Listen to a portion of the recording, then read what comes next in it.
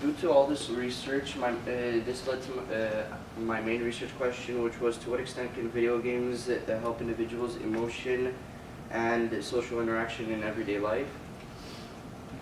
The argument, well, video games to a certain extent can help an individual emotionally and socially. The conclusions, solutions, and resolutions, I will explain the limits later on, but there would be either play more video games, bring video games to like the workplace, or limit the violence in the video games. Claim 1, students playing video games can reduce the amount of stress a student has, and as said by Frontier, video game play has been advocated as a means of relaxation and stress reduction. Claim 2, playing video games can also help the elderly with their social interactions. As said by Castillo from CBS, 60% of seniors played occasionally, and 35% of seniors were regular gamers.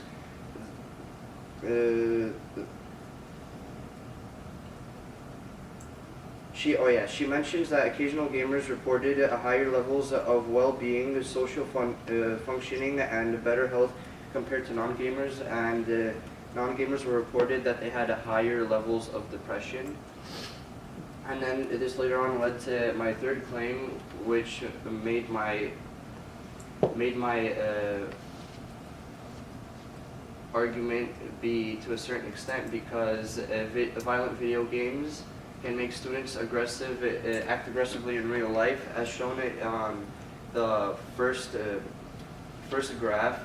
It doesn't matter if it's like online or offline gaming. The most aggression shown would be violent video games, and on the other graph shows how like through the late 1900s to the 2018 or 2015, the violent crime rates have gone lowered while the video game sales rise. And then this leads to my conclusions, to my solutions, which I stated earlier, which is people can play more video games, but then the limitation to that would be not enough time throughout the day because of school, work, and working at home. For example, at school, you might be studying for tests, working on homework. For work, you just want to get the money in order to sustain your life properly, and then working at home to take care of the kids, help the kids with homework, make food, stuff like that. And then my second solution would be bringing video games to the workplace, but then the problem would be that employers wouldn't be on task. A company would have a risk of losing money, and then there would be a risk of the company shutting down, which would ultimately add more employed people due to the company shutdown. My third and last solution would be limiting the number of violent video games being played, but the problems the limitations to that solution would be violent video games are played the most, and the main violent video game that individuals play the most are shooters, and it's close to impossible to keep track of a whole country. Thank you. All right, thanks, Greg. So I have a question for you, please. First, can you talk about how you evolved from your final research question? In other words, talk a little bit about your initial research question, what you initially hypothesized you were going to be arguing, and how eventually you how you were led to your final research question.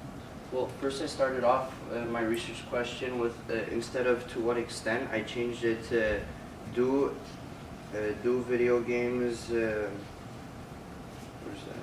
Do video games help? Do video games help individuals with social interactions and emotions? But then later on, I found that to a certain extent due to violent video games that later on were reported by teachers and their peers that the people that showed aggression before before played video games before showing that aggression, like the violent video games. It wasn't like that long ago too, and which later on made me change to a certain extent instead of do. Alright, and then for your second question, Greg, Mhm. can you talk a little bit then, because you kind of offered three different possibilities, can you talk a little bit about what you would need to solidify your ultimate solution, like which of the three you're ultimately arguing? What's missing for you to kind of be confident in which of the three you ultimately would end up proposing? Well, I would probably propose my first solution because, I mean, the aggression doesn't go towards every person, it goes to some individuals, and while there have been studies showing that video games do help people emotionally, I'd say, yeah, people should try to play more video games, and how Jane McGonigal stated in her TED Ed talk. She mentioned that we should be playing actually video games for a certain amount of time. It was a long time though, so like, and then later on she mentioned how that would help the people emotionally, and yeah.